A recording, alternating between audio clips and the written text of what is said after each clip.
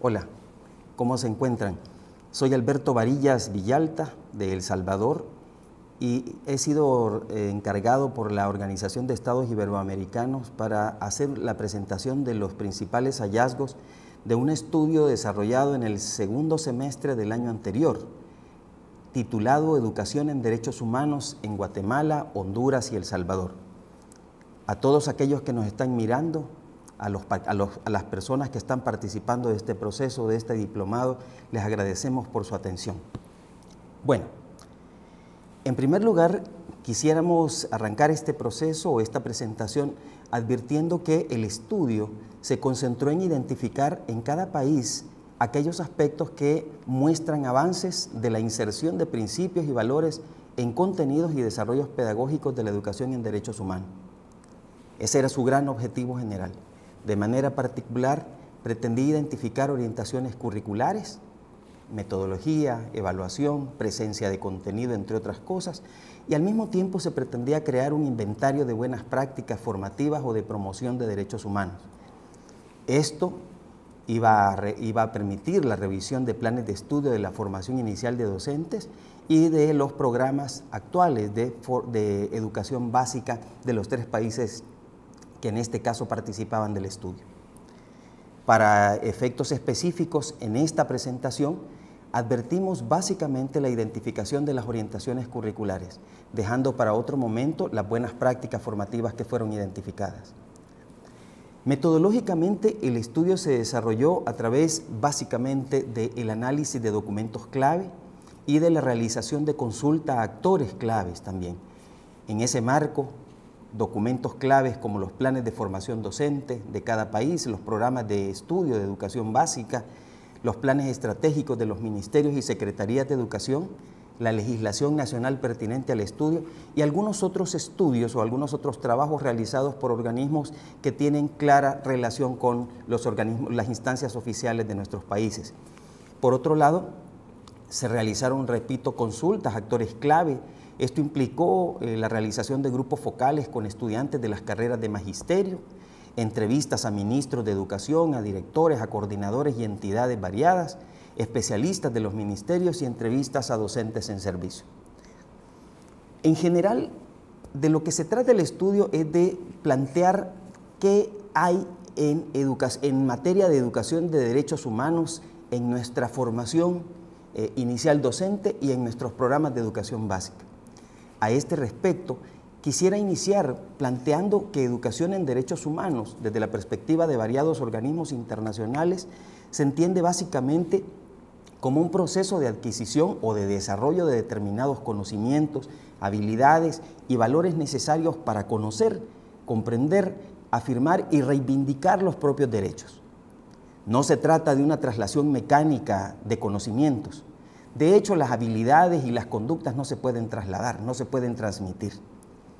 Puede ser al mismo tiempo un componente curricular e inclusive debe serlo según los organismos internacionales, pero no se agota solamente en la aparición del contenido dentro de los programas de estudio o en los sistemas de educación formal que aplican los estados. En realidad trasciende de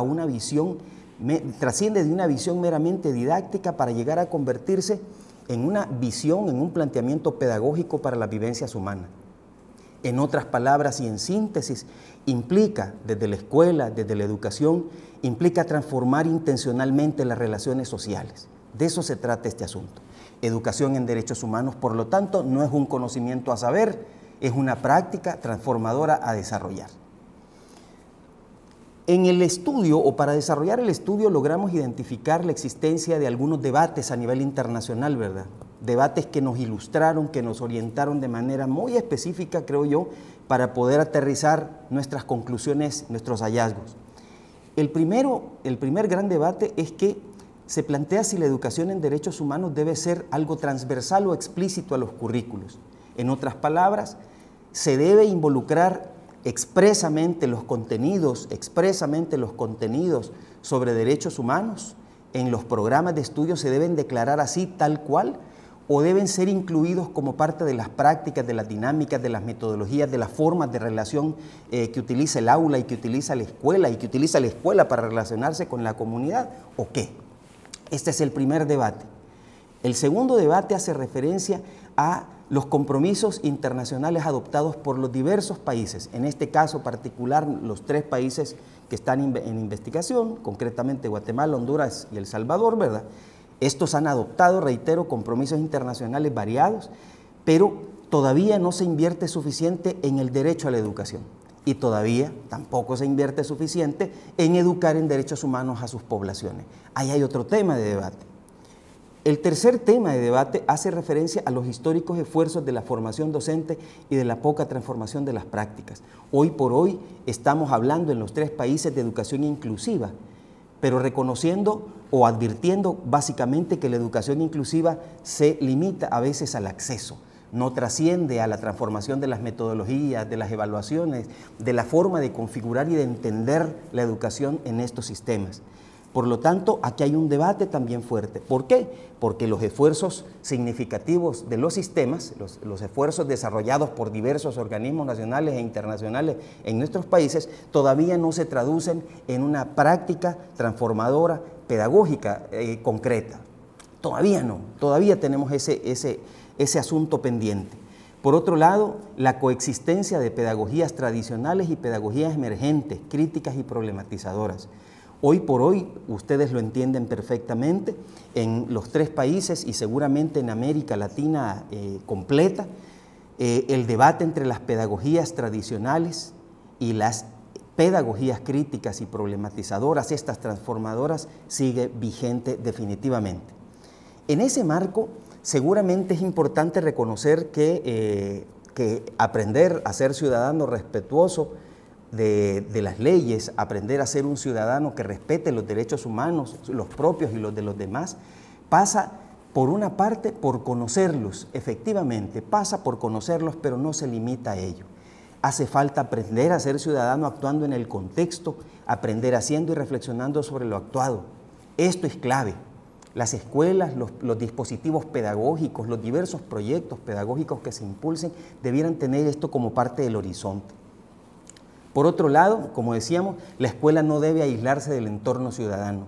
Hemos sido testigos en este estudio realizado en los 3 países de experiencias de escuelas en las que han logrado convertir a sus instancias, a sus espacios escolares en verdaderas islas, en los que se tiene a lo mejor una experiencia positiva o relativamente positiva de vigencia de derechos, de respeto, de buenas relaciones, pero que en nada o en poco inciden en la transformación de las relaciones sociales inmediatas, en esa comunidad a donde hay crimen organizado, a donde hay violencia social, violencia familiar, hay riesgos socionaturales, hay seguramente redes sociales, hay oportunidades de desarrollo local, etcétera.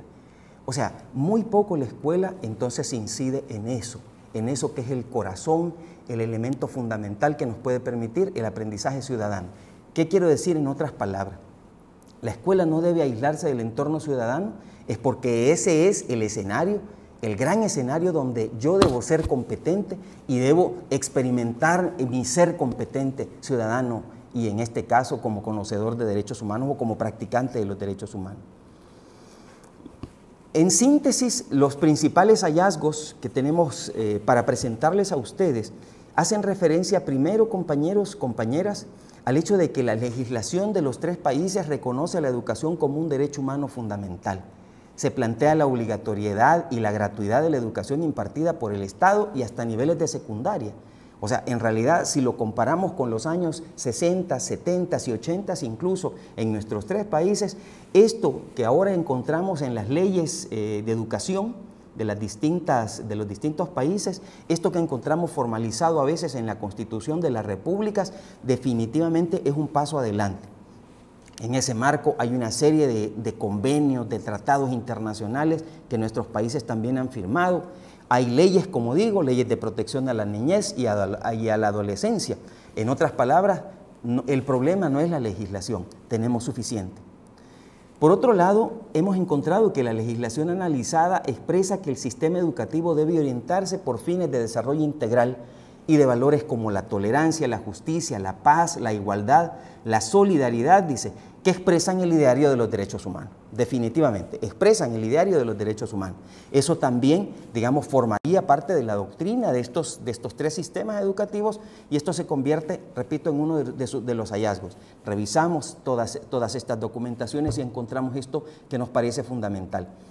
Por otro lado, hay algo relevante para el presente estudio, y es que los documentos revisados, las leyes, como digo, las normativas de los distintos países, las filosofías educativas de los distintos países, plantean el mandato de inculcar o enseñar los derechos humanos y los principios de la democracia. O sea, expresamente así lo advierten estos documentos. En los tres países se impulsan planes estratégicos con esfuerzos claramente orientados hacia el derecho a la educación. O sea, eso también es relevante. Sigue siendo, digamos, parte de las documentaciones, digamos, generadas en los distintos países. Todavía no es la práctica, pero esto es un buen sustento. Por otro lado, encontramos que los planes de estudio de la formación inicial docente en El Salvador y en Honduras en particular, incluyen contenidos relativos al derecho a la educación y a la educación en derechos humanos. Sin embargo, su ubicación en los planes de estudio e incluso en los programas específicos puede mostrar variaciones entre los dos sistemas educativos. ¿Qué queremos decir? Ambos incorporan contenido sobre derechos humanos y sobre educación en derechos humanos, pero la forma en que lo coloca cada uno de ellos es un poco diferente. Veámoslo así.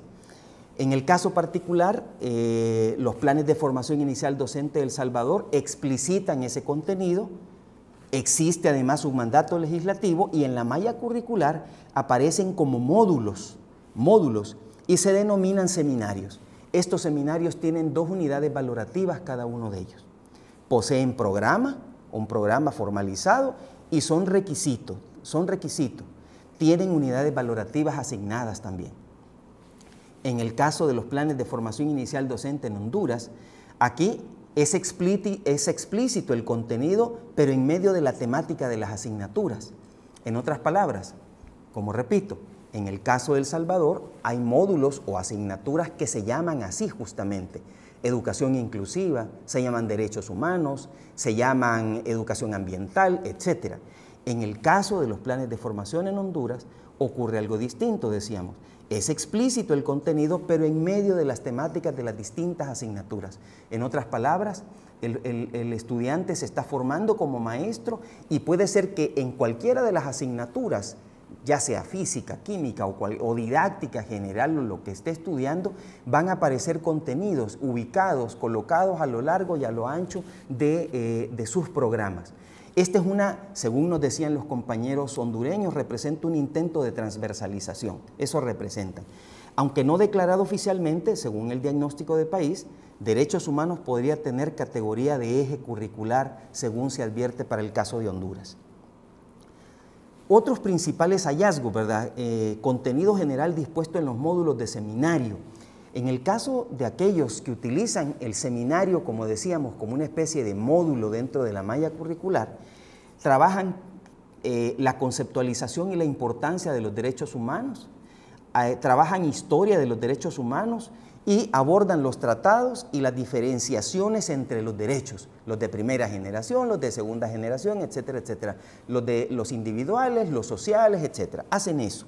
En el caso del profesorado en ciencias sociales, de El Salvador tiene un módulo que se llama Democracia y Derechos Humanos. En el caso de este módulo se amplía y profundiza los tratados sobre derechos humanos y su relación con la democracia y ciudadanía. Hay formación didáctica para trabajar estos contenidos, más algunas orientaciones metodológicas. Bueno, en el caso de los programas de estudio de educación básica, que dijimos hace un momento era el otro componente, la formación inicial docente por una parte y la educación básica por otro.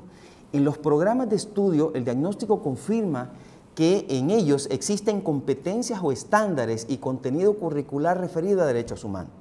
Usted identifica que todas las materias, todos los cursos, toda la currícula o las 3 currículas están orientadas hacia esto.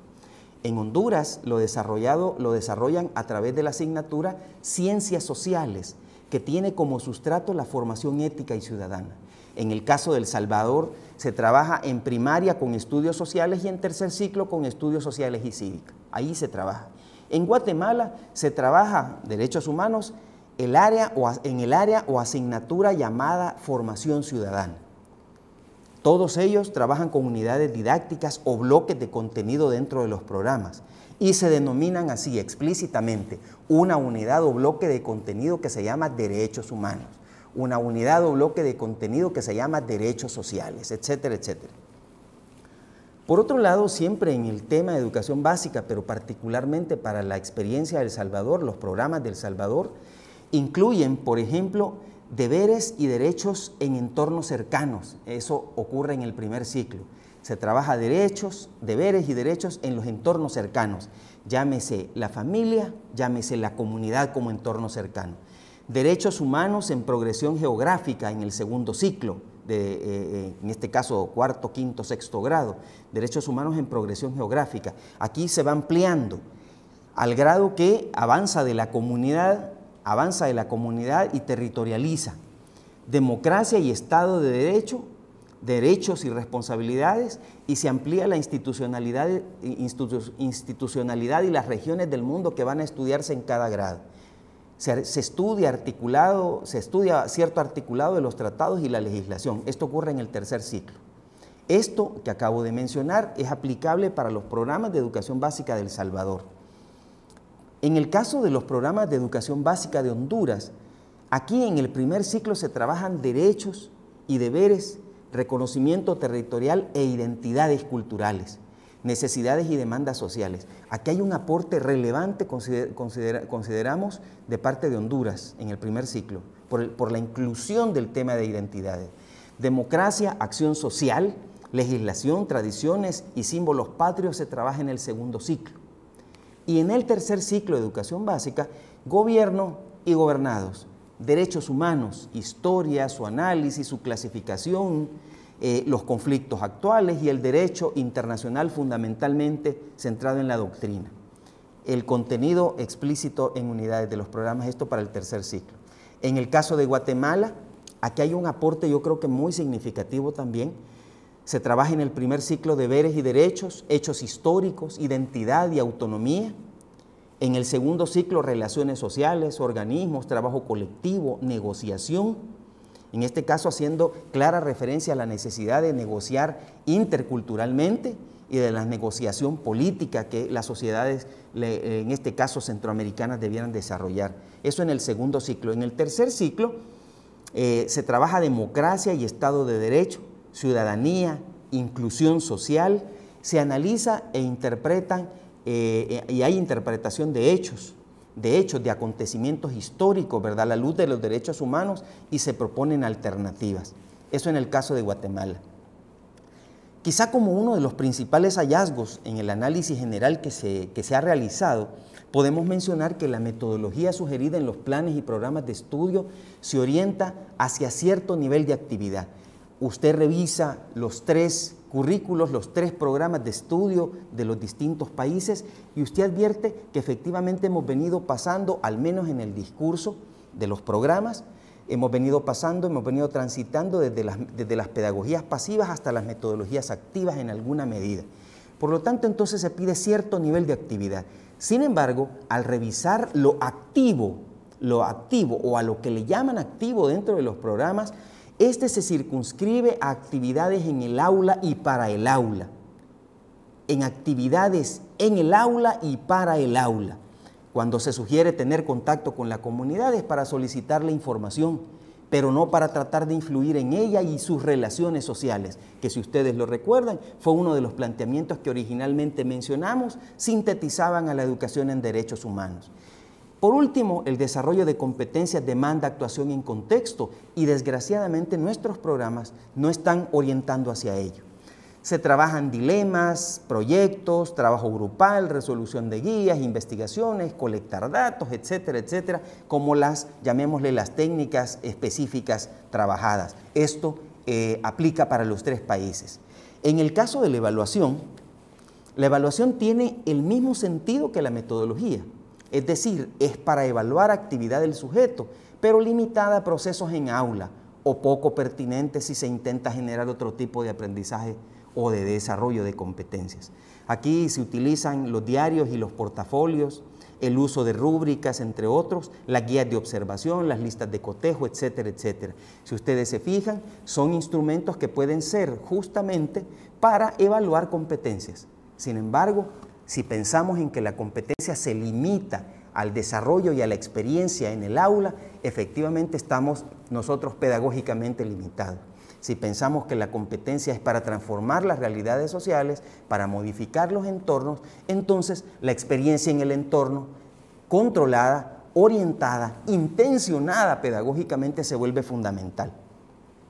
Para cerrar la participación, cierro con que en los 3 países se han desarrollado, como ya lo dijimos, esfuerzos importantes a lo largo de estos años, en función de significar en la formación, aunque de diferente manera y con diferentes profundidades, el tema de derechos humanos y de derecho a la educación.